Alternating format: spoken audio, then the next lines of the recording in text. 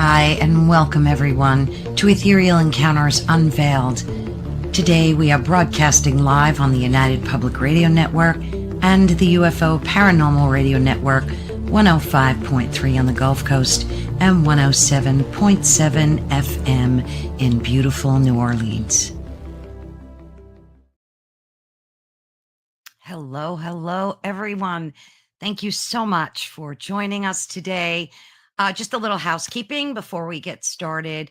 As you might have heard from my show last Friday, that in addition to my live shows on Thursday, I'm going to be doing more lives on Friday. This show that you're watching today is a pre-recording, and it is airing, of course, today, Friday at 3 p.m. Eastern Standard Time.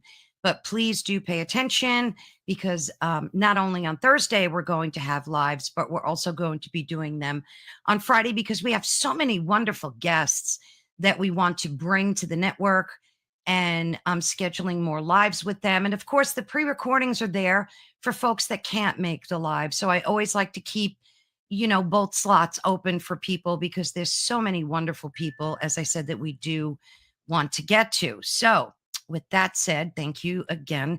Please hit that subscribe button. It means everything to us when you do. You can subscribe on any social media platform, of course, on YouTube, where we air this as well. It's all over the place. And as you just heard, welcome again to Ethereal Encounters Unveiled. Today, we're broadcasting on the United Public Radio Network and the UFO Paranormal Radio Network. Much thanks and blessings to them. And that is 105.3 on the Gulf Coast and 107.7 FM in New Orleans. Please be sure and leave any comments, questions that you have for our guest. I know that you will be thrilled to see them and react to them. Today, we're so excited to have a special guest with us today. And I think this is going to be a truly fascinating conversation. We are here to talk about something many of us are curious about and may not know exactly how to approach, and that is communicating with the spirit world. It's a topic that's often shrouded in mystery, misconception, but our guest today is here to demystify all of that for us. And I'm excited to introduce Sterling Moon. She is a gifted professional medium, a spiritual teacher, and the author of an incredible new book, and I hope I pronounced this correctly, Llewellyn's Little Book of Spirit Communication. She's going to talk about all of her books as well as this one today that we're going to focus on. She has decades of experience and has dedicated her life to helping people understand and connect with the unseen world.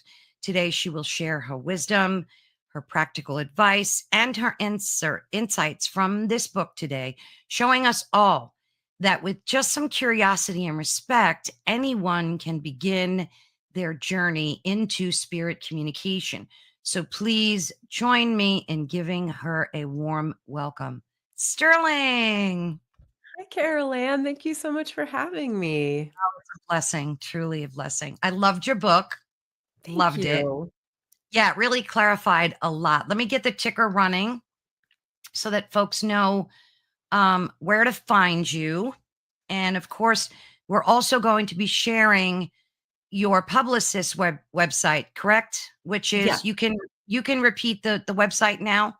This way folks can have it. Well, so you can just find me at sterlingmoontarot.com, and you can find the Little Book of Spirit Communication at, oh gosh, now I'm going to forget Llewellyn. So it's Llewellyn Worldwide. If you're interested in spiritual topics, I can guarantee you have at least one Llewellyn book on your shelf somewhere. They're definitely one of the publishers we all know. Yes. But so it's Llewellyn Worldwide's Llewellyn Books website. Awesome. And we'll have the link. Yeah, we'll have the link in the description of this video too, so folks can check it out for sure. I loved it. It was great. And I loved how it clarified so much. And, I've been in this journey since my teens, and that book still helped me understand and clarify a lot. And I have to say, on a personal note, as a widower, my husband passed away almost 4 years ago. And I've been on this quest with all of my decades of knowledge. I still kind of let my emotions get in the way of the message. And that was like a big thing for me to kind of put away. So Yeah. and I know you devote a lot of your time and work to helping people who are suffering from grief and Yeah. other things. Of course, you do help a lot of folks with that. So we're going to dive into that. But before we do, I'm going to step away for a minute and let you take the floor and just explain who you are. I know you changed your name. I love it. It's so awesome. Sterling Moon. That is brilliant. And just kind of take a minute or two to tell folks a little bit about your journey. Okay. You bet. Well, hi everyone. I'm Sterling, and I, yeah, Sterling is my real first name, and Moon is not my real last name because I was never supposed to be doing this work as a professional vocation, and certainly not full time like I do right now. And so I spent 20 years as an advocate for victims and survivors of crime. I was an advocate and an activist, and I worked across 3 different states, and I was, doing public policy, and, I was supposed to be running a nonprofit right now. And about halfway through that 20-year career, I started working with people professionally as a tarot reader. I had started reading tarot in the mid 90s. Somebody gave me a deck when I was 15, and I just ran with it and kept learning more about how I was sensitive. And so I just kept learning and growing. And that was kind of like my secret little passion. And so I started working under the name Sterling Moon as a way to kind of like keep things under wraps during my with my 9 to 5 job. But I work with people full time. As you mentioned, I'm a medium, a spirit worker, a tarot reader, animal communicator. I host events mainly in Colorado, but around the country as well. I teach, I mentor, I write, I have a podcast. And so I just kind of keep busy. So doing all this stuff, That's the way to do it. it is the way to do it. That's awesome. Awesome. Now, I think you mentioned in your book, which I had to read in a huff because it was sent to me a little late.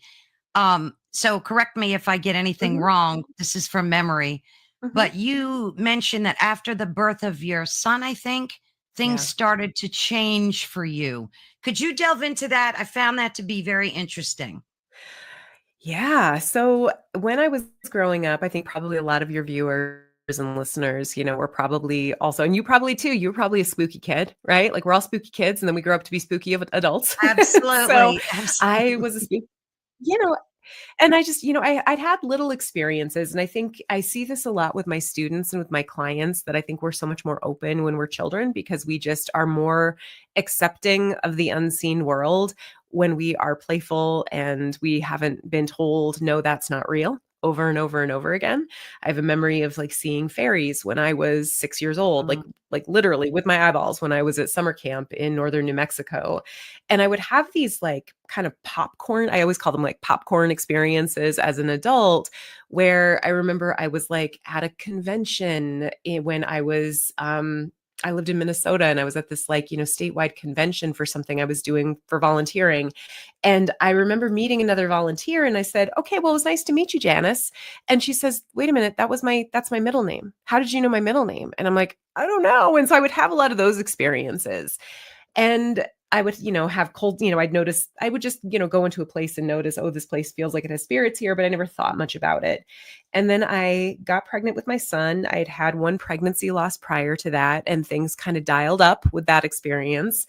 And then after the birth of my son, it was just like all the lights turned on, mm. and it was challenging. It was a challenging experience. And so there's that kind of thing that I think a lot of people I talk about this in the book, there are people who they couldn't avoid the presence of spirits if they tried, and I kind of think of us as like natural mediums, and it can feel alarming, and you do kind of have to do that balance of, I need to take my mental health seriously and also be open to the prospect of gifts. Shout out to the therapists out there who are open to both, who are open to spiritual gifts, because there's not enough of them.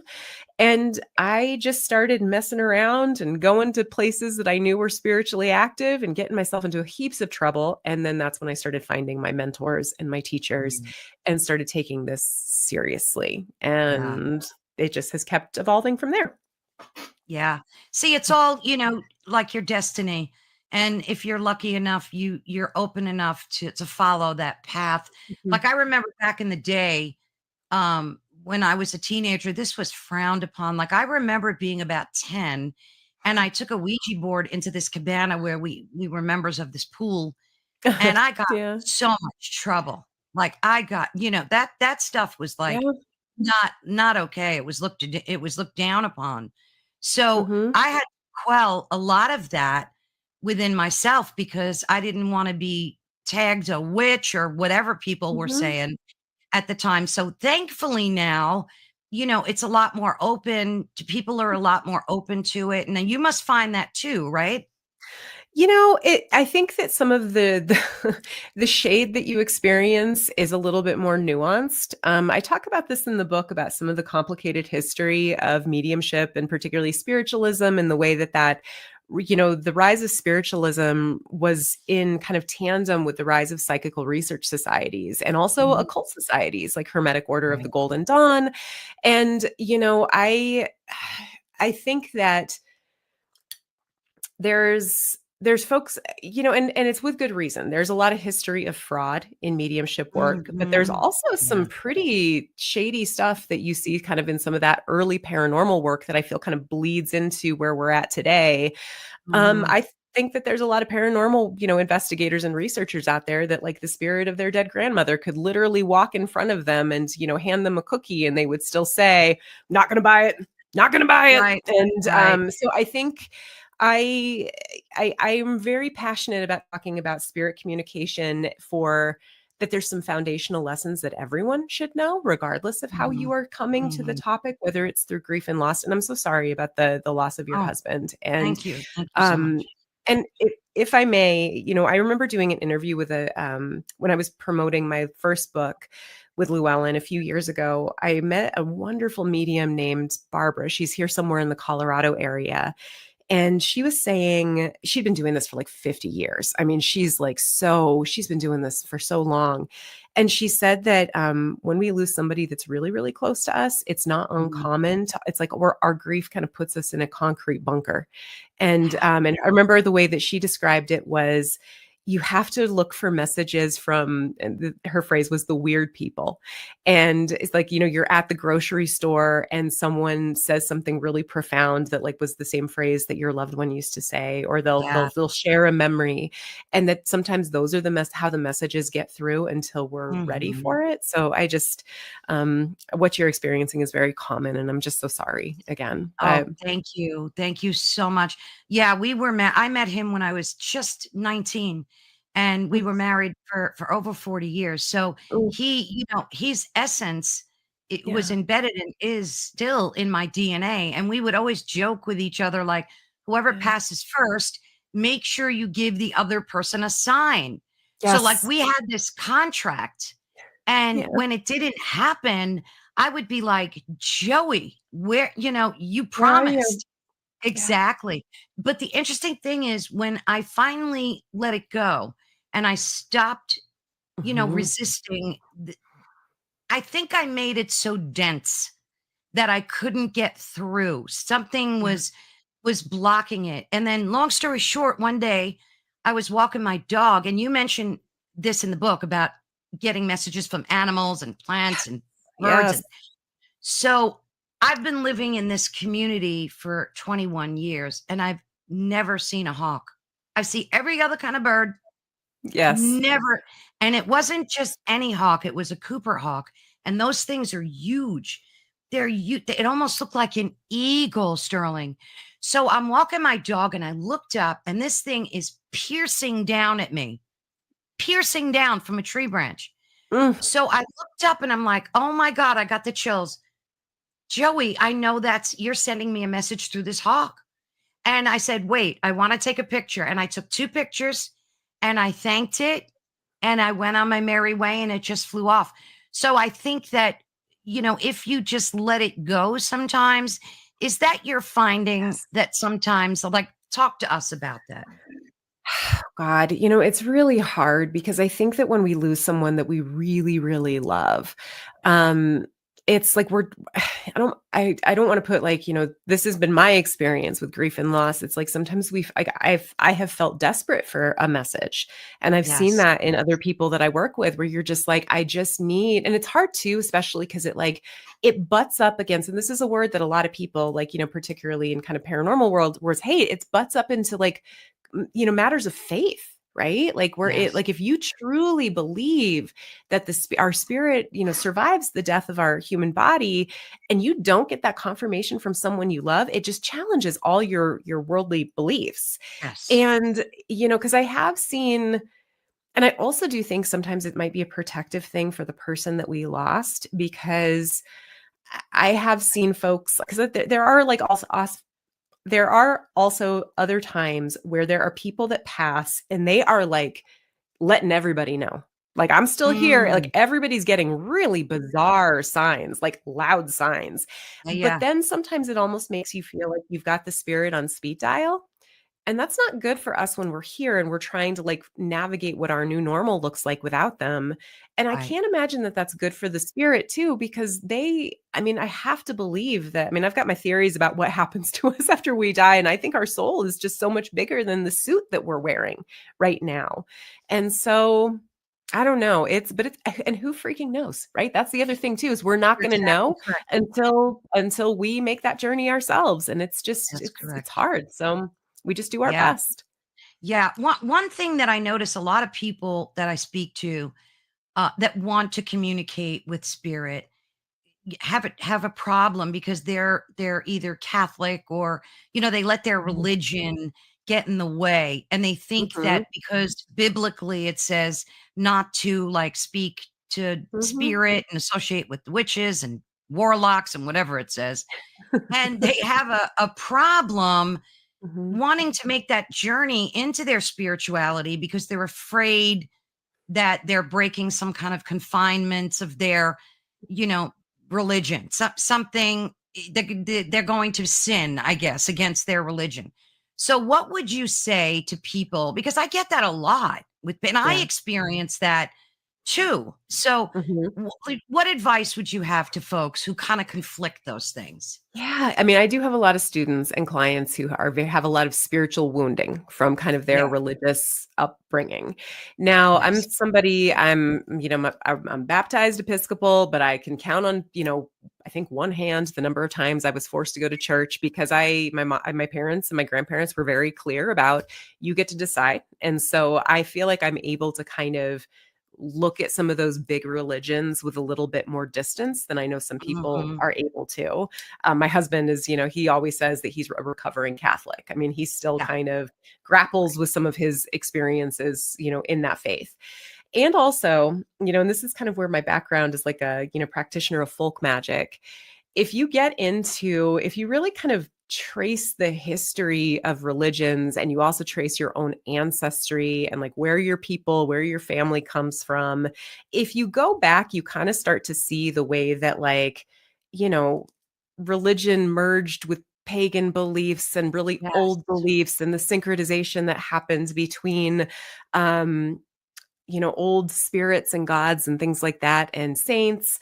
And so there's actually, I mean, and again, I'm sorry, I hope I don't offend anybody out there, but there No, is no, a lot no. of spirit communication that does happen in Christian faiths. I mean, look at the way that we pray to I mean, when you pray, you are directly communicating with the spirit.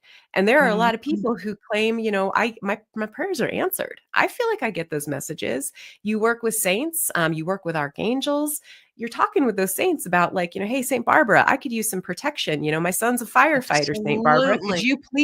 Would you please keep an eye on my son to make sure that he's okay? That's spirit communication. And sometimes you feel like, I know people who say that I get messages back. And so I do also think it's worth examining the power structures that are there too, Yes. that keep you from thinking that you have. I mean, I don't know. I think that a benevolent creator up there is something that's accessible to all of us, and we don't necessarily Mm. have to go through an appointed individual. And our loved ones, I don't know. I can't believe that when we get a message from our loved ones letting us know that they're okay or that they're looking out for us, I just have a hard time believing that that could be a sin or that it's wrong, I think so especially too. when it feels so comforting. you know? So that's Exactly. just my own personal belief as somebody who's not in, who's outside of those religious structures. So, what was your motivation to write this book now? And tell us, you have other books as well, right? I do. So I have one other book with Llewellyn, which is called Talking to Spirits: A Modern Medium's Practical Advice for Spirit Communication. That one came out in early 2023. And I have another one that'll be coming out in 2027. I will say this one, I was delighted to write it, but I was invited. I was also invited to write it because Llewellyn has this lovely, see, I'm going to hold it up. So it's this Yeah, lovely little yeah, hardback, and it's Llewellyn's Little Book of Spirit Communication. They have a whole bunch of little books. And so they're kind of meant to be like, introductory reference books that are so it was I got invited to write it and I was absolutely thrilled. And the thing that was fun about this book, my first one was a little bit more personal. It's written in first, so Talking to Spirits is written in first person. It definitely brings in a lot more of like the folk magic practice of, because I spent a lot of time like, I love farting around with, kind of paranormal investigation strategies and yeah, setting up experiments. And I love my gadgets, love my dowsing rods, love, again, just kind of figuring out clever ways to like have experiences that we can all like, multiple people can experience. So I have that part of my background. I have the mediumship and psychic side, and then I have kind of my folk magic practice. yeah. And so Talking to Spirits really got to get into that. The Little Book of Spirit Communication I approached as this might very well be the very first book that somebody picks up on the topic. And I just started thinking about all the different ways we come to spirit communication, whether it's through our experience with grief and loss, as a natural medium, as a paranormal explorer, or somebody who is there as part of their magical practice. And Yeah. so I wanted to write this taking myself out of it. So it's third person. And it's meant to just give what I think are just like the well-rounded basics for Mhm. everyone. So Nice. it was challenging, and it was also challenging to write something that was so short. It's only 35,000 words, which is itty bitty. And so sometimes writing like a condensed version is harder than letting yourself ramble, it turns out. Yeah, because you have to pick, the poignant Mhm. points and make sure Yeah. that, they follow a sequence that makes sense to the reader as well. And you Yeah. did that very, very well. And Thank I love you. how you explain the clairs to people because not a lot of people know what they are. There's some Yeah. confusion about that as well. Mhm. And your book explains that in very summarized detail. So I loved that. Thank Um, you. Oh, you're more than welcome. There are so many deep questions that we ponder as human beings, and you mention them in your book. Where did we come from? Mhm. Why are we here? Where are we going? What is spirit? What is a soul? How is it Mhm. possible that a spirit can survive death out of a physical body? Now, I interview a lot of folks that have had NDEs, and I'm Yes. sure yes. And once you talk to these people, you just become convinced that there's no way that these people are fabricating this or that it's drug induced or whatever people say. I mean, even famous doctors have come out in agreement and said that, there's Mhm. definitely an experience here. Have you had any experience with people with NDEs? Like, what's your perspective on that?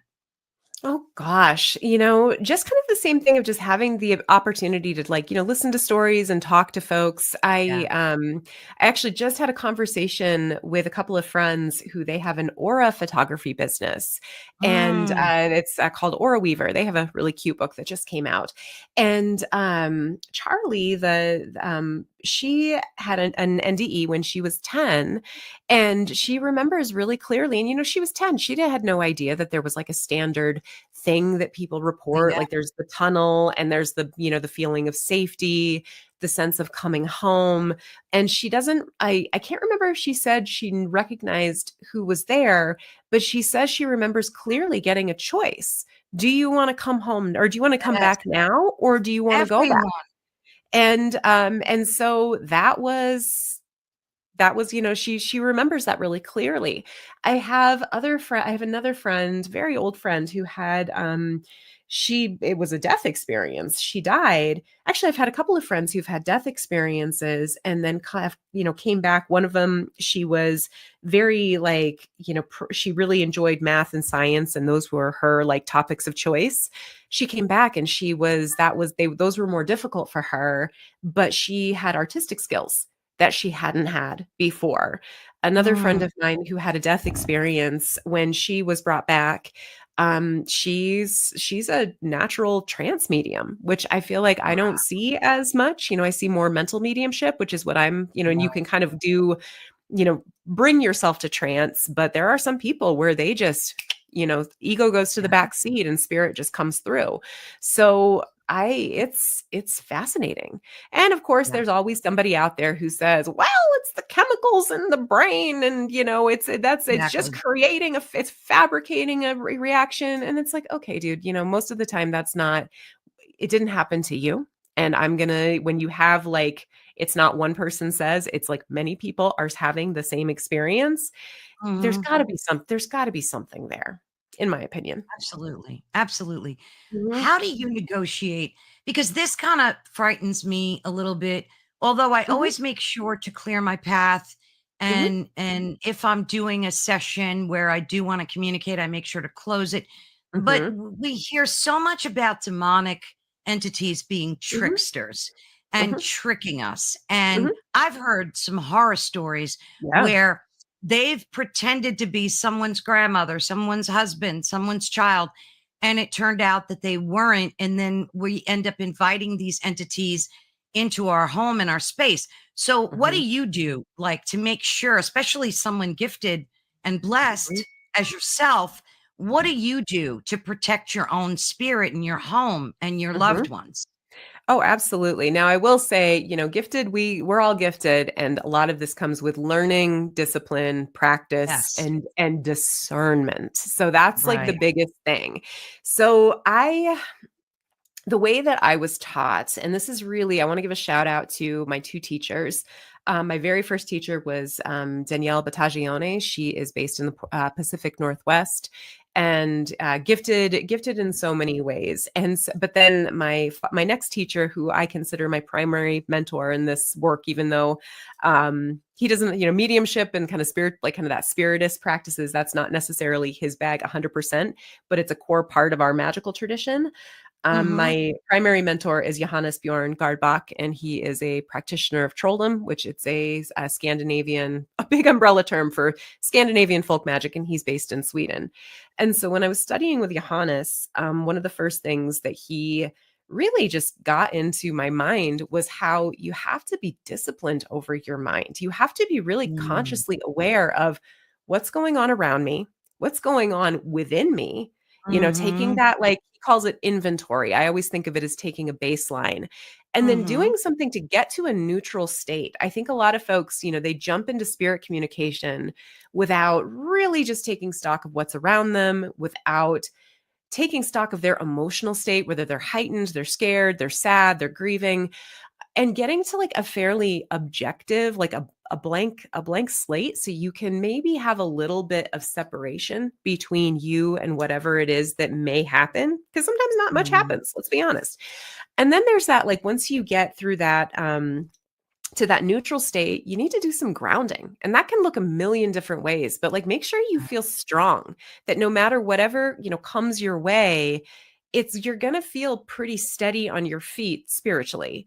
Having some level of protection that you put up, whether it's Mhm. visualization based, I'm a big fan of doing tool free, working with kind of tool free methods, because then you're never caught like flat on your feet with like, oh my gosh, Right. I don't have my lucky, pendant or crystal, and Ah, now I feel weakened because I don't have that. I mean, that's talismans are such a good great. point. Oh Yeah. yeah, I love my talismans, but I think you can also call to your mind your talisman and connect with that as a way to Mhm. just feel strong. But I feel like all of those steps and then kind of opening that door in, and also being really specific about who do you want to talk to? Why do you want to talk with them? What do you want to know? Because sometimes when you do that, like if you just open, like it's sometimes challenging when I have clients that are like, I just want to talk to whoever's here. And it's like, Oh, geez. okay.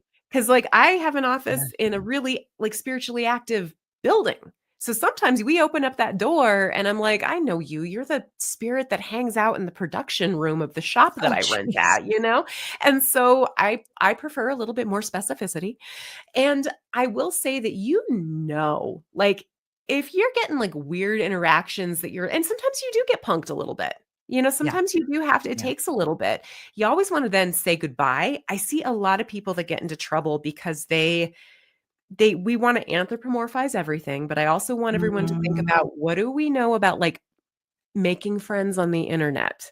We all right. know we probably shouldn't give some random person we meet like on a public Discord server or in a chat room, we shouldn't give them the keys to our house and Oh, all of our goodness. personally identifying Yeah. information. But I feel like, people forget that spirit communication can be very much like talking with someone online, Yeah. you always have to keep a little bit of like reserve until like I can trust that this is a message from my loved one. I can trust Right. that this talk was sent from my husband. I know what this is. Sometimes you just know, Right. and that's that claircognizance. And then also saying goodbye. Hey, it was nice to chat with you. I wish you well. Thank you so much for coming. Don't say you can come back and visit me anytime. I see a lot of people that do that and then they're surprised when something comes into their house or they don't say goodbye at all. And then really disciplined spiritual hygiene of like, how do you cleanse off that spiritual debris? How do you like Mhm. purposefully release your protections and your grounding? Do you spiritually cleanse your home on a regular basis? Are you talking with the spirits that are in your home? Do you have your ancestors that are called to the front to help you keep your house safe? So there's not just one thing you can do. Sorry, I get a little worked up about this topic because I'm like No, there's this is perfect.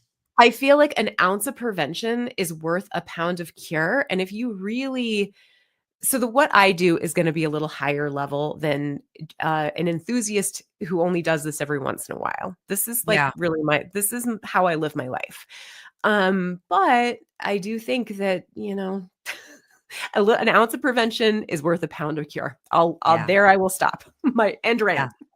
Yeah. No, that was great. That was brilliant. I have a medium friend who, very Mhm, psychic, very gifted.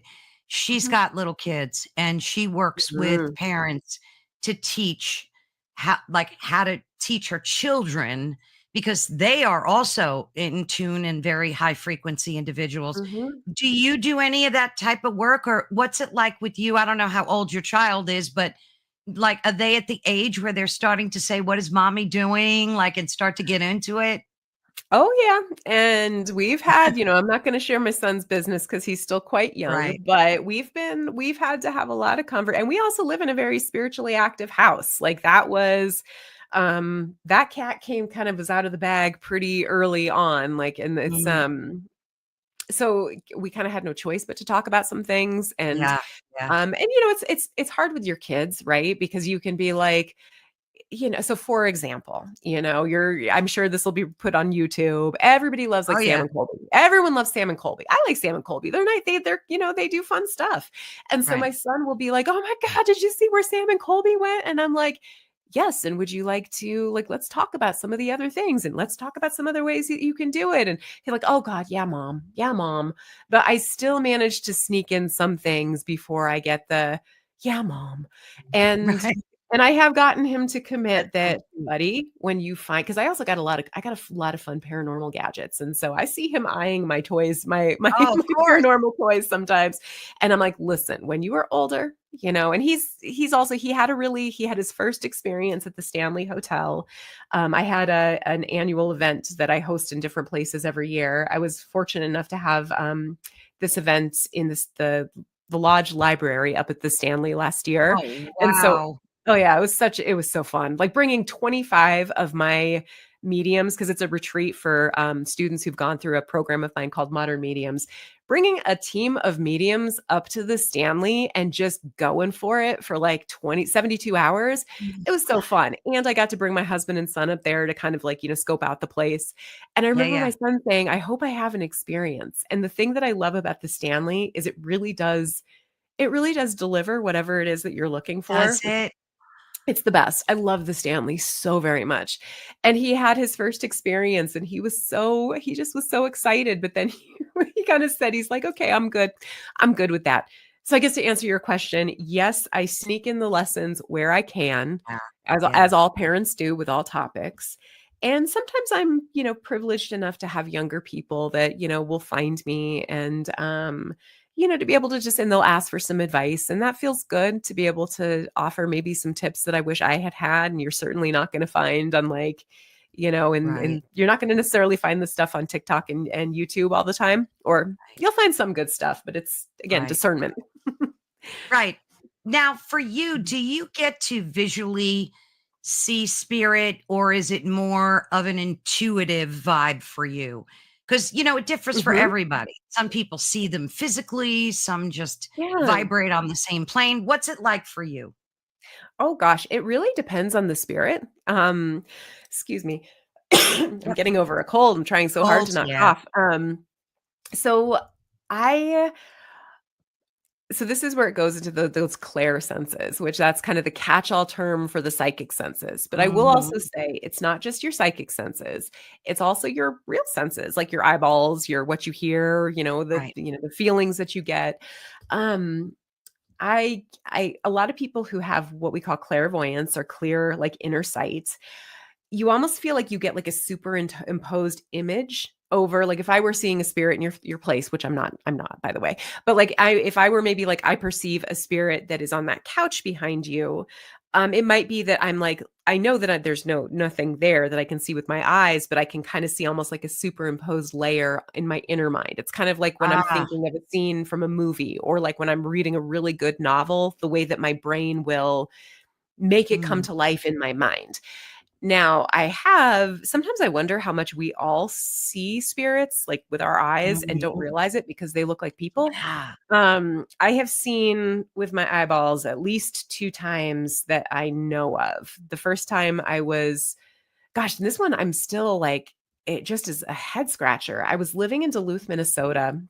I was going to grad school there, and I was out walking my dog, and we lived kind of outside of town.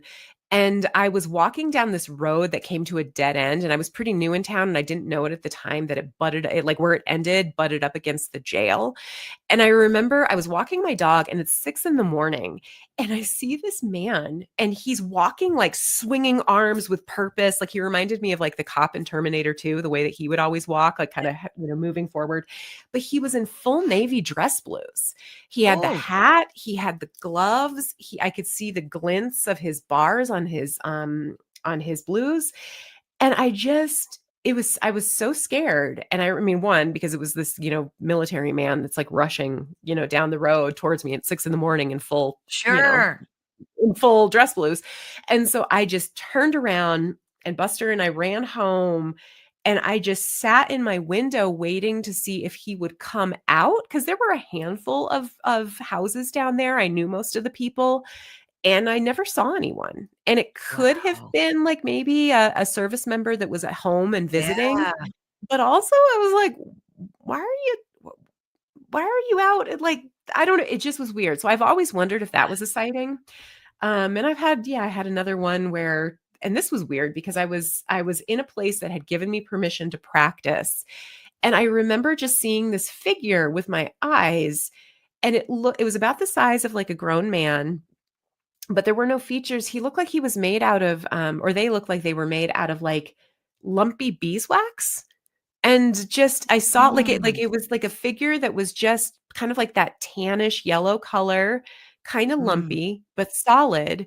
And I saw it for maybe 2 or 3 seconds and then it was just gone. And Yeah, so wow. it was weird. So those are the 2 times that I definitely have seen something super strange with my eyes. Yeah, wow. You also talk about orbs and, like, Mhm. lights that we don't know what they are, Mhm. in this they could be anywhere in your home, in the sky, and for some reason, I've been hearing more and more and more about these orbs just appearing, and now Mhm. because of video, Mhm. I mean, I captured 2 orbs in my backyard that flipped me out, just Mm. flipped, and I've never captured that before. I'm wondering if I could show that to you. Ooh. I Now have that that on my what to is that play and I called? Oh, well, and it's hard, right? Because I feel like we always have to play devil's advocate with ourselves yeah, of, is yeah, it light refraction from the camera? right. And don't get me wrong, like, there's been some where, like, I remember being so excited that I was like, "Oh my god, look at all these orbs." I was at the Wabasha Street Caves in St. Paul, Minnesota, which is I Mhm. remember my husband who was, like, really on the fence with this stuff. He had a few experiences, and this was one of them where he just had this, like he was standing there, and all of a sudden, the back of him just felt, like, ice cold, and he got the chills, Ooh, and he was like, "Oh, there's something in this space." But I remember we got all of these orbs, and I was so excited, and then I learned more about dust and how dust shows up in pictures, and I was like, "Oh, yeah. shoot, that's a bummer." But, so I think Do that you we have think they're all Mhm. dust? I mean, No, do you no. yeah, I think some of them are legit. I think some of them are legit too, and I think sometimes when we see things with our eyeballs, again, like, 'cause sometimes I remember okay, so just as an example, I went Mhm. to Waverly Hills a few years ago, and I was with a group that was Whoa. doing, yeah, I mean, shout out to, like, Amy Bruni, who has that, paranormal Mhm. tourism company, Strange Escapes. I wanted Yeah. to see that place, and so I treated myself to, a trip to Kentucky, and I mean, it was so worth it just to be able to go to Oh, that yeah. Thanks. And I can't remember who the investigator was that was leading us on, and I don't even remember which floor it was, but I remember Mhm. we were like, we were trying to get engagement with some little cat balls, those little motion activated lights that were down a hallway. And I remember looking up and I just remember seeing these big black shadowy like balls that were just Oh. like coming down. And I don't know if you've had this experience where like sometimes you see something that's just out there, and it's, like, Mhm. totally like, "What in the world is that?" But it's almost like you get this Absolutely. calm, and you don't think to get out your phone, you don't think to No. freak out and be like, "Oh my god, everybody look at that." You just kinda Mhm. look at it going, "Huh, that's strange." But I remember just seeing these big, black, shadowy balls just going one right after the other on the ceiling, and then later I was like, why didn't I say something? That was really weird." Um yeah, I think sometimes especially when you see them with your eyeballs, there's gotta be something there. But Yeah, then there also does. there's, like I remember my mom seeing orbs in our house when we lived in Wyoming, and then it turned out it was ball Ah, lightning. So that's, like, lightning that just literally comes into the house, or there's the lore of, like, the will-o'-the-wisp, right? That they're like, yeah. "That's swamp gas." So here I am playing devil's advocate with myself. Welcome to the inside of my brain. Did you grow up in a home that was very open to, like, high strangeness? Or, like, what was that like for you? Yeah. Yeah, yeah. My mom has had, so I lived in, so many rural places. I mean, my parents were artists, they were silversmiths, and, so you don't, especially starting out, the artist life can be a tough one. And so I think this is like old Colorado. It's gotten very expensive here. But my parents, I think any really tiny rural town that had super cheap rent, I think my parents and I lived there Yeah. in the 80s. And then we lived in New Mexico. And New Mexico has a lot of high strangeness. And so my mom has seen craft on a couple of occasions. Oh, wow.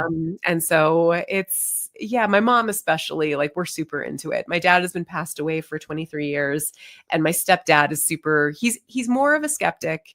He has traveled around the world. He did independent financial consulting for like the World Bank Mhm. and things like that.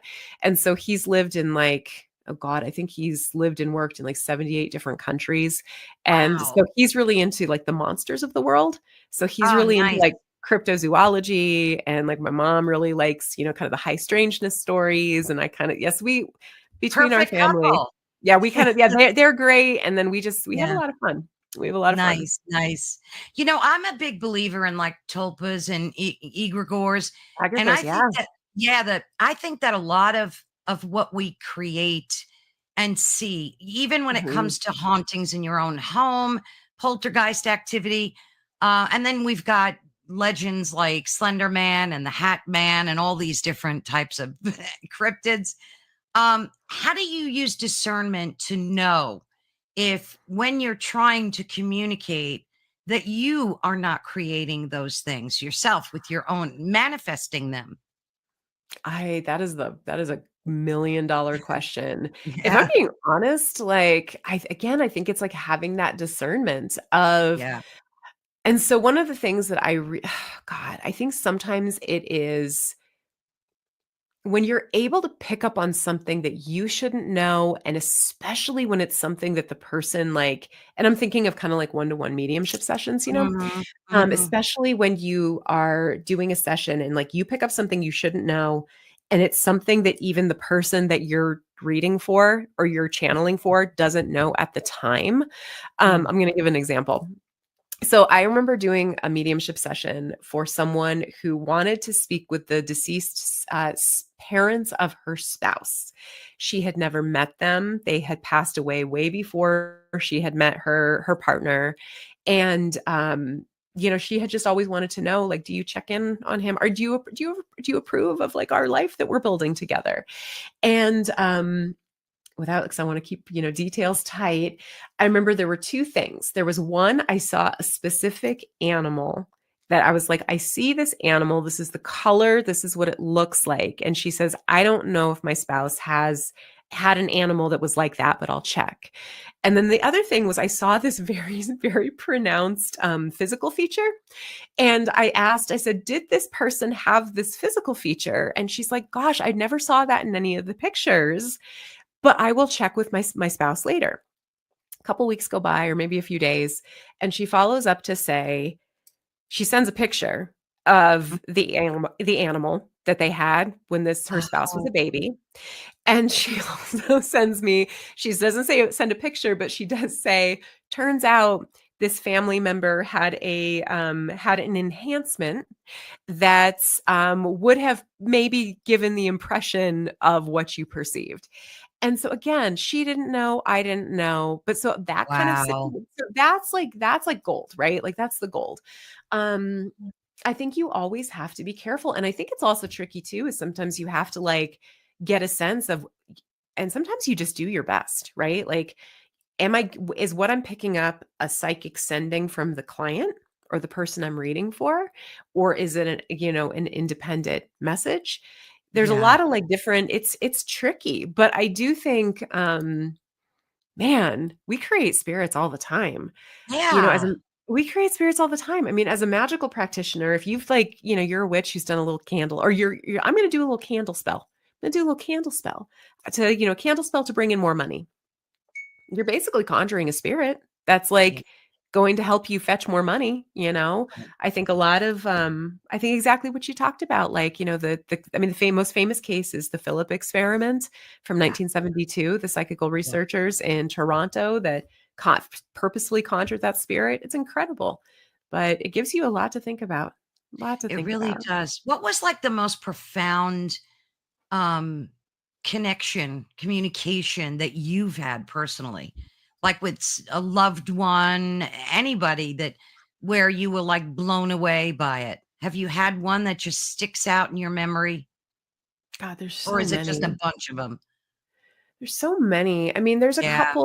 there's a couple. So I mentioned that my dad died 23 years ago. I was a week from my 23rd birthday, and he did not die in a good way. He struggled with he was a talented artist, but also had a lot of, violent tendencies. He struggled with alcoholism. He's the reason why I pursued, you know, supporting survivors Yeah. victims of crime for so long. That was my passion of wanting to make things better for people going through that.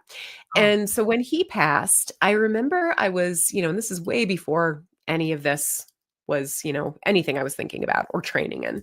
And I remember I was going to sleep a couple days after he had passed.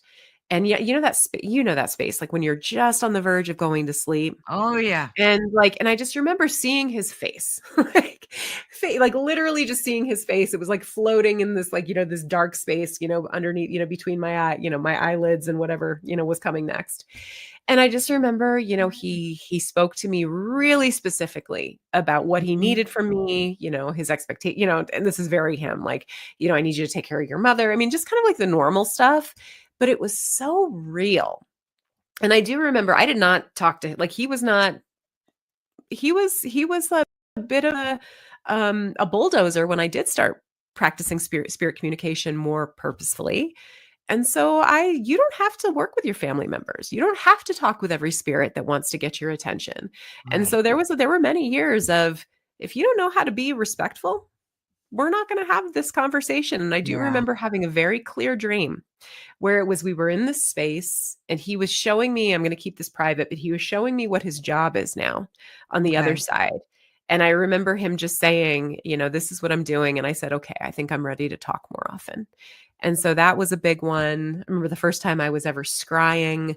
Um, we were having a big family drama. And I remember I just wanted to talk to my granddaddy. And I had this tarot reader and witch in Duluth, Minnesota. Shout out Lady Akalit. She's the only tarot teacher I've ever had, and she's incredible. She's awesome.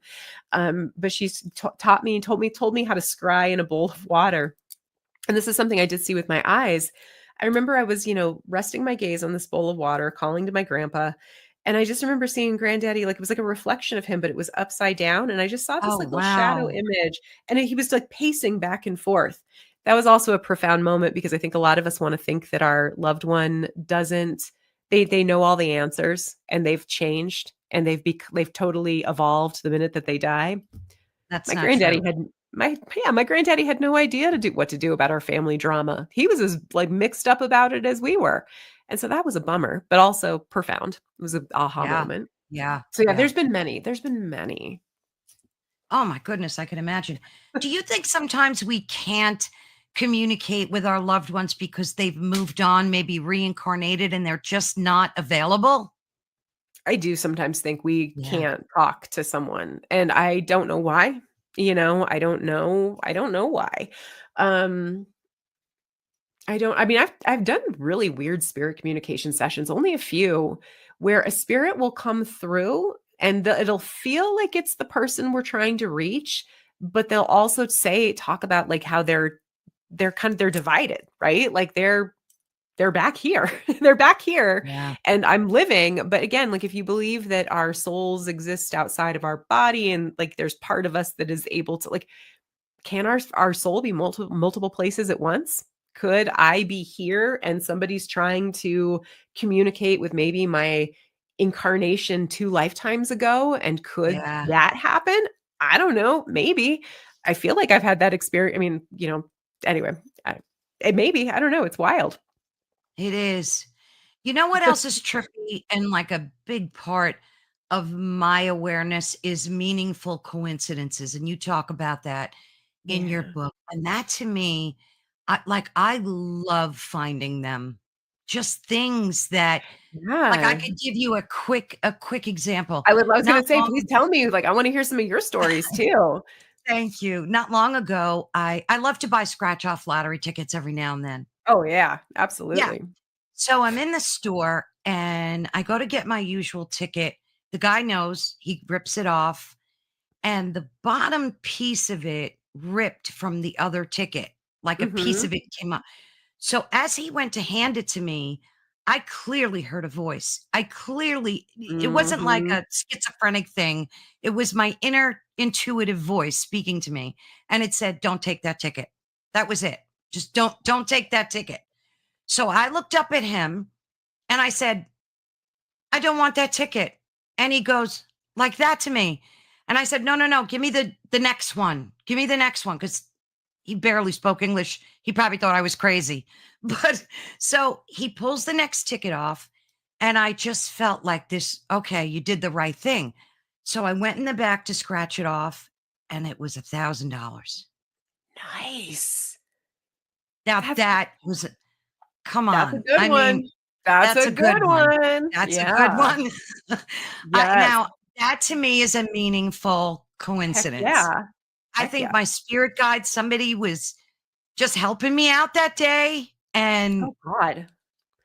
I mean, don't you see that too? That you get these things that, Oh, yeah.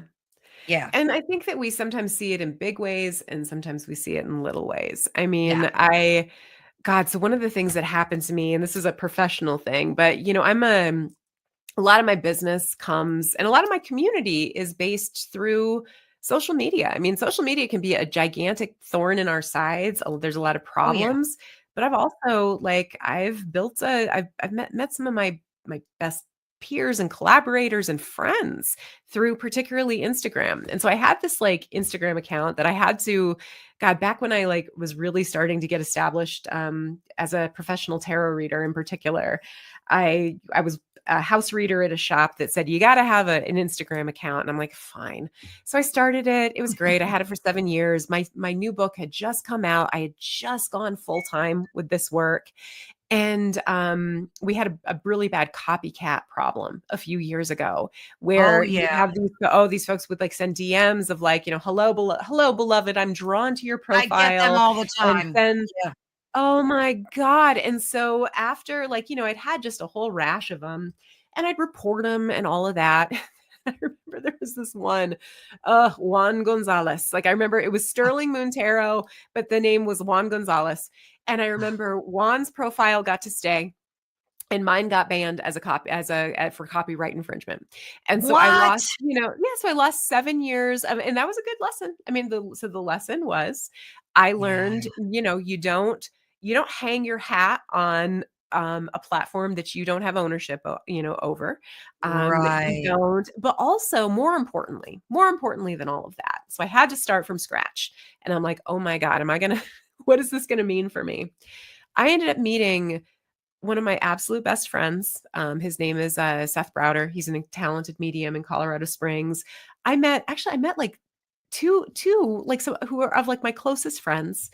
I had so many opportunities and paths that opened up by letting go of something that, and I was just Ah, like, huh. And some of these people, I'm like, how is it that I remember us even saying, how have we never met before? So Seth is an example. He lives an hour and a half away from me. And I'm like, how we're almost the same age. We grew up in the same areas. We grew up in the same kind of circles. And I mean, we talk all the time about how in the world have we never met each other before now, right? And so sometimes that's a I think meaningful that's a yeah, that's meaningful definitely a coincidence. meaningful coincidence, yeah. Yeah. But I It will was say, meant don't for ever, you. don't ever like, because I think you probably have had the experience. Well, you described I had the voice that told me, don't do Yeah, this. Sometimes we ignore the voice, and there's something that happens that we didn't want to have happen. right. I just want everyone to also remember too, like, it's sometimes we don't listen to the voice, and it's like, and that's don't, and sometimes we have a hard time telling the voice from fear or from other Mhm. emotions. And Right. so I just, for anybody listening who's like, maybe like, this is bringing up a memory of maybe a time you didn't listen, or you did listen and it didn't go the way that you thought. Just be kind to yourself, because this is not perfect. And No. this is not perfect. And also, especially if it, yeah, just be kind to yourself. That's the one thing I want Yeah, to say. absolutely. Absolutely. Mhm. And it's interesting because like I've tried to really tune into those meaningful voices that you hear and Mhm. separate them from the fear-based Oh, voices. yes. That's a tough one. That's a tough one, but you really need to like tap into your inner, core to kind of say, was that from me or from my ego? And you have to like pause and ask yourself that. Like I remember one time it was 3 o'clock in the morning and I jumped up out of a dead sleep and I had heard that my daughter was in danger, that she got Oh, in a car accident. oh my gosh. And long story short, it was the exact time of her accident. So, because we are so in tune with our children, Oh, and I've had stuff like that happen with my son too, mostly with my daughter. Like it's weird yeah, because my son is he's a nurse and he's more science yeah, based and more yeah. logical. My daughter's more in the spiritual realm. So Yeah. I connect with her on that level, but it was the most bizarre thing. And my husband couldn't understand like where and this was Yeah. before cell phones were like a thing. And she just was driving and she took a road trip and I heard clearly, like, wake up, your daughter is in Oh my danger. God. And yeah, so you got, and if you ask yourself, is this from me? Like, I'll stop and say, was that from me or is that fear based? Yeah. And most of the time, you can kind of tell which is which. Do you find that to be true? Like, Gosh. Well, first of all, I'm assuming your daughter's she was okay? Yes, she cracked her head open and had like 26 stitches, but thank God, yeah. Oh And my she had gosh, that amnesia and couldn't remember her home phone number, so she couldn't call. That was the oh, weird thing, and I was able to track down where she was by just, like, tapping. It was the whole thing was bizarro land. Just I'm that is those yeah. bonds that we have with the not just, Yes. our children and our parent, like our family, but like our spirit, like kind of spiritual family. That is, I'm Yes. so glad that she's okay, but that is Oh, thank that is you. wild. Holy Oh, when I smoke. tell people that, word for word truth, and I hopped on a plane the next day and I flew out I think it was Atlanta, yeah, where she, and I just knew, like, it's so strange because when you give birth, and as you know, you're connected through your DNA to your children. So, Mhm, if you just listen to that, and that to me is mhm. spirit communication. That is spirit communication. So it's Oh, not only with the 100%. deceased, right? Oh It's god, with yeah. the living as well. Oh my gosh, absolutely. That is a whole other, I mean, that's yeah, that is a whole other thing that we could talk about, but oh my gosh, that is a I mean, I'm so glad she's okay, and that is a wild Thank story. you. Yeah. I can't imagine, like, not just having to go so you okay, sorry, we gotta I just so you were able to figure out where she was through just sheer psychic senses and, like, and picking things and, like, kinda tracking her like, how did that work? Like, how did you figure out she was I in Atlanta? knew I knew which friends to start with.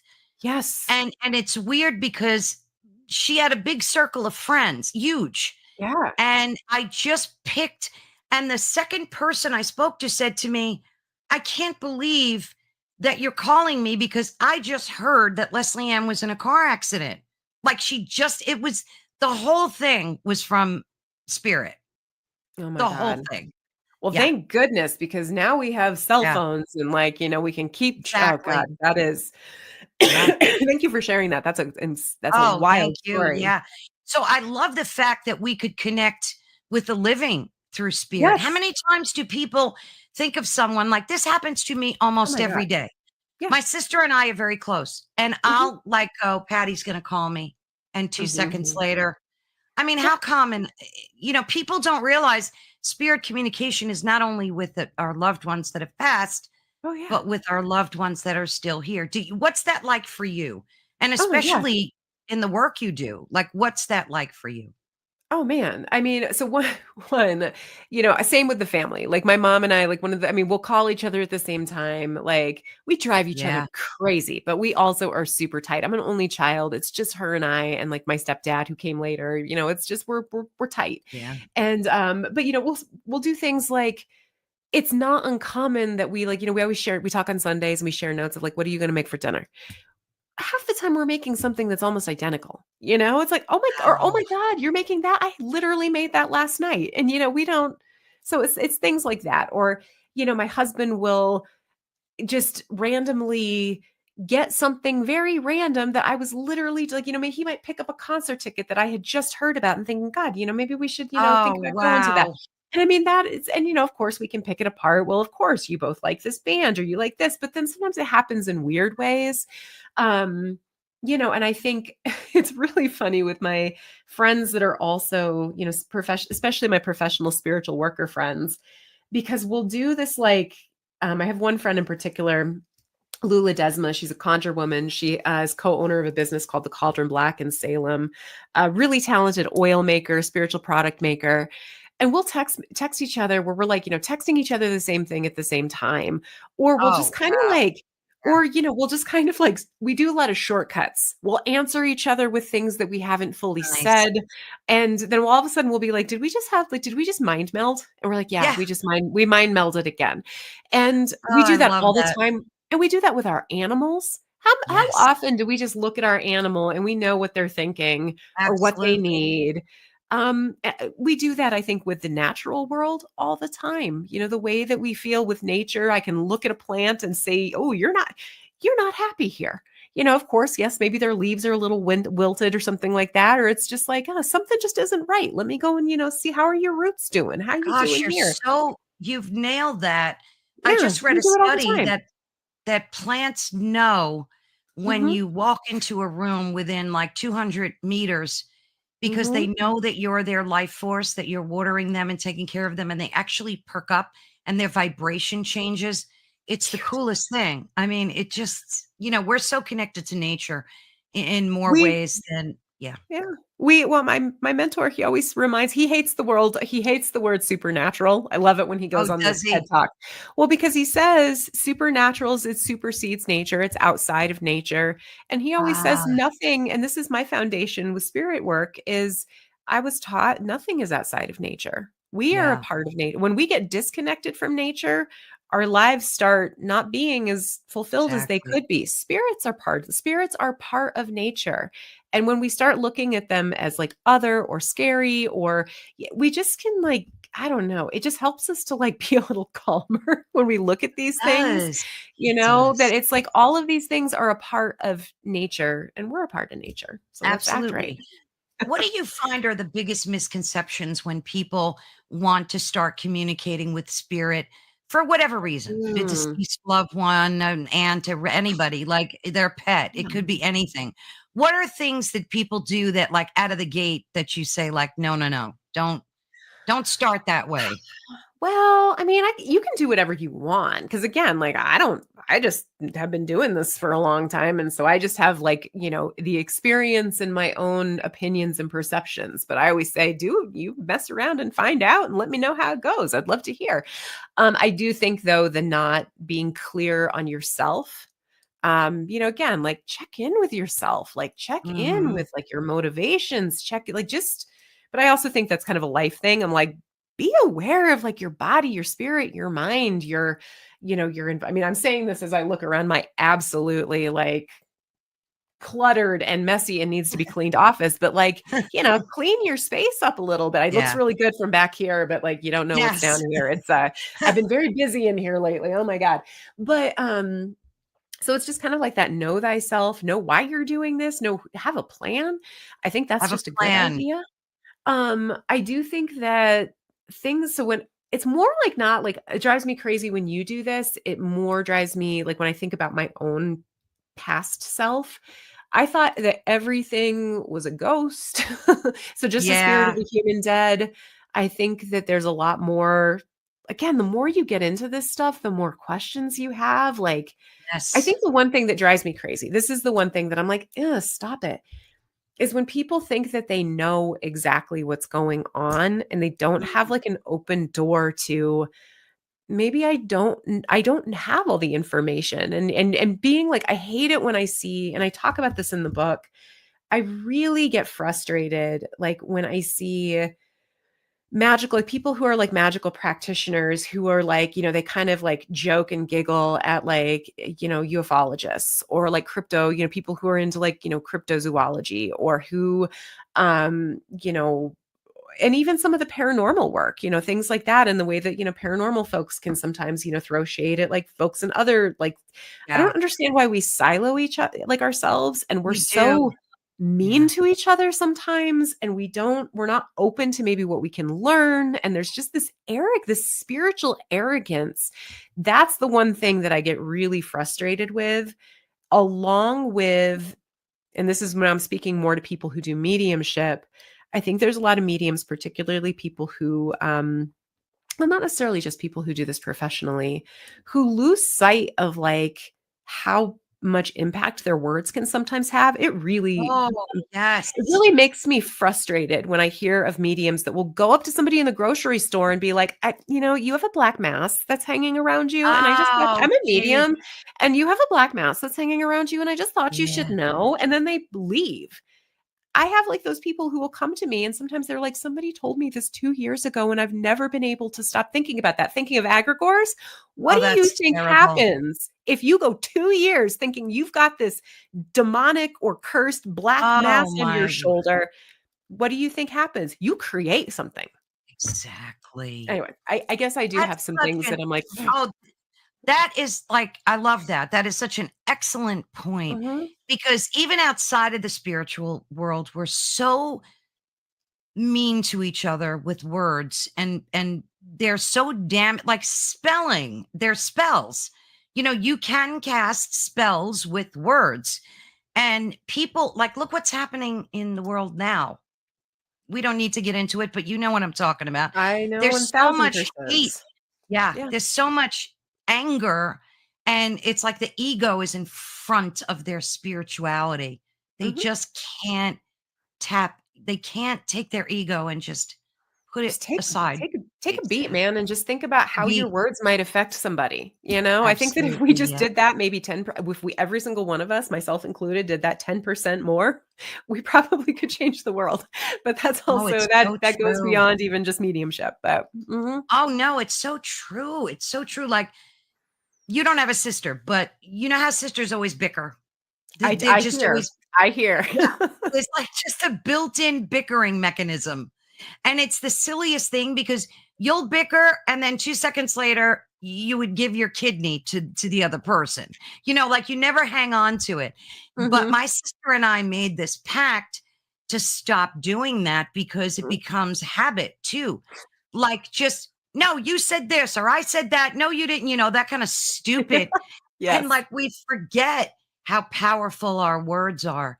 And I Yes. think when we're trying to communicate with spirit too, it's very important to, like you said, tap into that and see exactly what you want to say to this person, kind of like be guided before you attempt to do it, right? Sure. Yeah. I would agree. I think you hit it. I no notes. I think you nailed it. You hit the nail on the head. So Have you had readings um, with folks and, for whatever reason, you just couldn't tap into that person that they wanted? Like, how do you handle that? God, I've had a couple challenging ones. Now the one and this is where I think kind of as a somebody who does this work professionally, and there are people out there that will say no ethical medium charges for their services. You are paying Oh, for my time. You are paying for my time on retainer. Like absolutely. I have it in my, in the service description. I can't make any guarantees other than I'm going to try my hardest. I Sure. try and I remind people again when we come, I can't promise exactly what's going to happen. All I can promise is that I'm going to try my hardest. Now, the one thing that I will say is I've never had it's never now watch, I'm going to have to like where's some wood that I can knock on. Yeah, well, I'll Um knock with you. so I've never had the experience where there was absolutely no one that wanted to talk, where it was just like crickets. Right. I have had the experience where God, I had like a old friend who had asked if I would, check in with a sibling of hers who died in a bad way.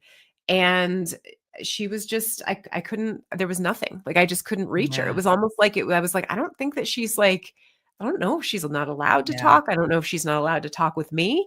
But there was this man that she used to be a helper for who had passed away and who just absolutely loved this woman. And there's no way I could have known this. I was like, we were doing this. We were doing voice. I was sending her a voice note. So I wasn't like live with her. This is when I was very, very new to practicing this work. I wasn't even, doing this with clients yet. But I remember saying, I can't reach your sibling. But there was this man and he looked like this. And he said something about you used to like take care of his feet. And she was like, "Oh my god, that was like so and so, and Wow. I would come to his house and I would cut his toenails for him, and he had Oh my dementia." And goodness. she said, I never knew if he was fully aware that I was the one who was doing this for him." So, those kinds of experiences are common.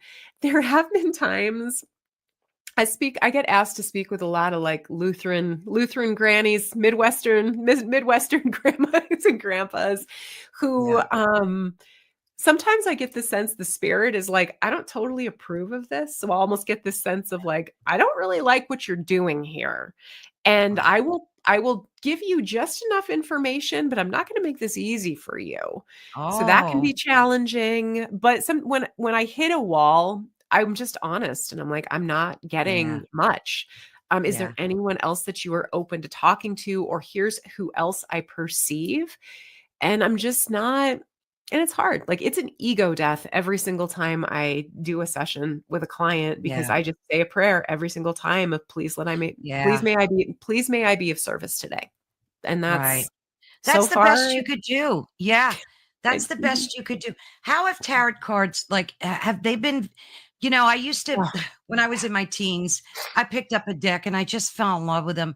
And I kind of taught myself. And again, it was one of those times where you just didn't do stuff like that So unfortunately, I had to put them down. But how do you find that? Do you still use them like in your Oh work? God. Oh yeah. I'm like, I've got like God, I've got like 5 decks on my You got them table right everywhere. here. Oh yeah. I mean, I'm literally just never happier than when I'm just like shuffling a deck. I mean, it is Wow. they are I remember my mentor, Johannes, I remember the first time I met him, he's like, "So what do you do?" He's like, "What do you how do you do divination? What do you do?" And I'm like, "Oh, I'm a tarot card reader." And I remember he said, "Oh, that's cute." And he's like, I read tarot when I'm feeling lazy." And I remember just being like, and it's funny though because he's totally right. Like I can read pictures, I can scry, I can we call it spirit travel, but and Right. it's more called like remote viewing, I mean it's all the same Right. thing. It's just a little bit of nuance in how you do it and the reason why you do it. So I mean, I can do divination in a lot of different ways, but I love tarot. I got You my just, first yeah, that's deck, the a thing. friend's sister. I always say yeah, I was given a deck when I was 15 by Andrea Cardona. I always say if Andrea, if you ever hear this, you changed my life. And my mom got me a Oh, book. It was a terrible book, but it was 1995. So yeah, I exactly. had the best that I could do at the time. And yeah, Exactly. I farted around with it and taught myself. And then I learned with Lady Akalit in Duluth, and I just kept going. And I'm more of a spirit-led tarot reader, and so I really do just kind of like I don't know, I won't go with it, but yes, I love my tarot cards. I love my Oh, tarot that's cards. I wonderful. work with Good. them all the So time. when you do Yeah. readings, you always bring that tool in? That's always a tool that you use to help you with a Oh, I reading or so I got confused. I don't use them with mediumship most of the time. I sometimes use them when I'm going into spirited locations or haunted spaces, to get a sense of like the vibe of the space. I find them helpful for gotcha, that. I can use them gotcha. with spirit communication, but they talk different than when I'm doing divination, which I mean, I was taught Right. like old school fortune telling, like using the tarot to predict what's going to happen in the future based on the current trajectory and how Mhm, we can change mhm. it too if we don't like the current trajectory. So, yeah, that's kind of I Wonderful. guess a different technique. Absolutely. Now, your other book, Talking to Spirits, that's about interacting with deities, shadow people, cryptids, and so on. What was that book like for you? Like, what was the journey that took you to write that book? Oh, well, I mean, that was we it's like yeah, that's the for my oldest, that's my first child. It's my baby there. That Right. was the book that I was like, I just realized I just realized that there was room for my style of mediumship and that Yeah. I felt like I was a little bit different than what I was seeing in that I was open to different types of spirits. I do have a little bit more varied of a background than you often see with people who, have that mantle of psychic medium.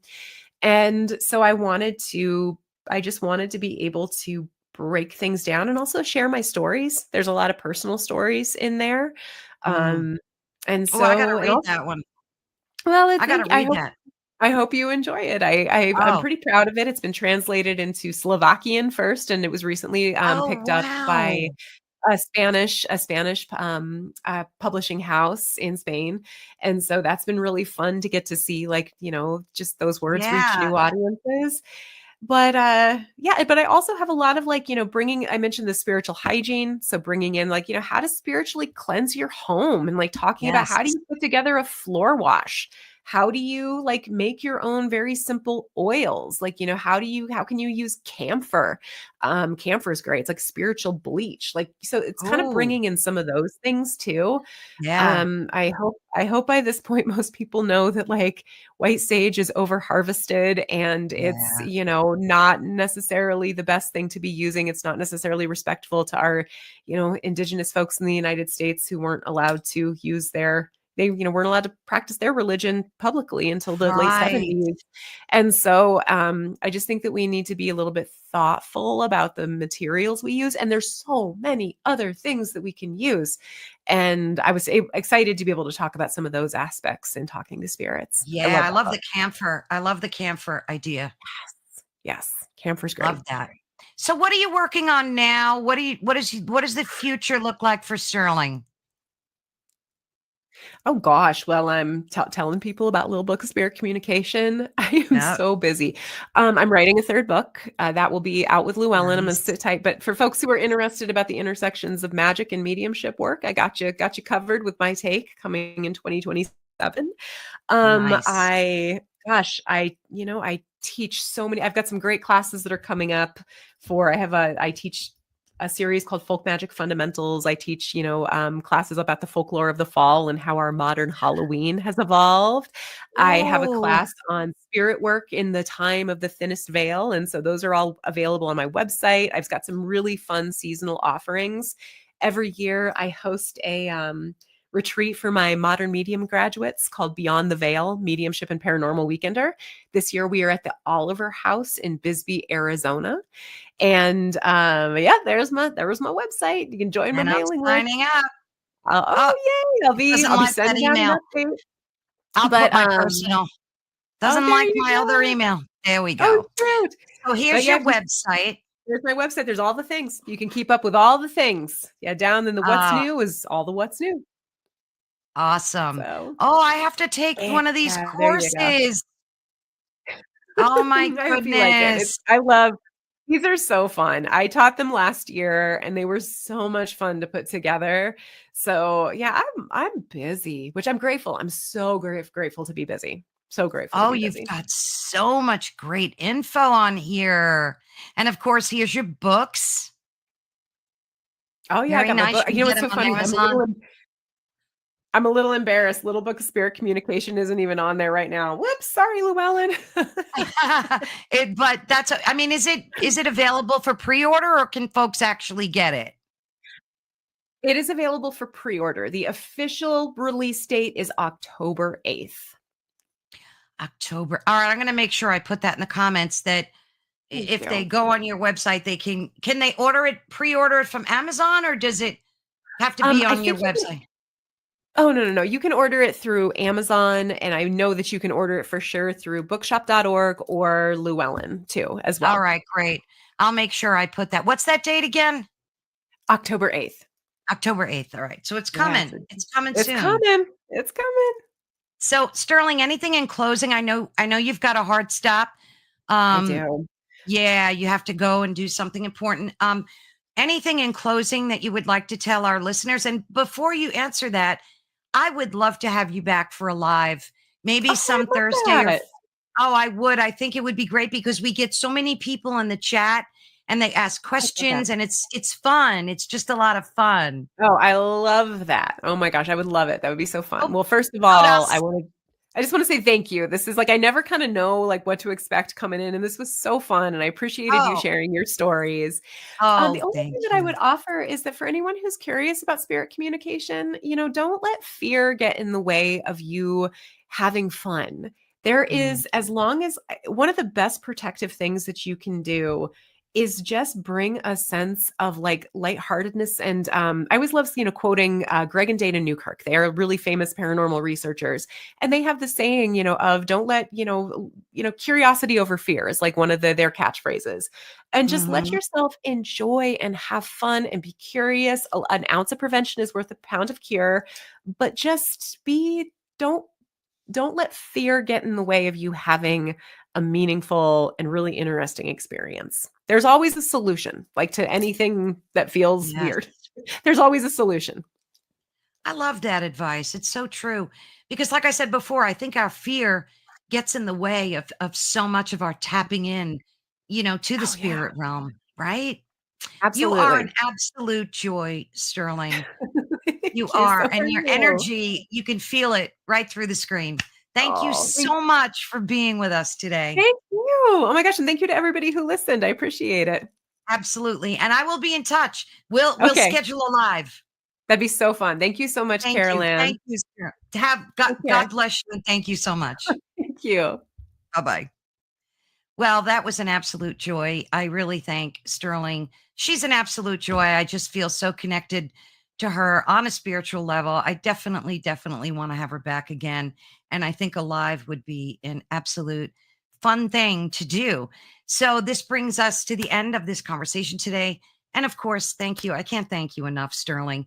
Your wisdom has really grounded this topic for us. And it's brought a lot of insight to something that's really daunting to many of us. Don't forget to check out her new book. Trust me, I don't get a penny for plugging it. It was just that good.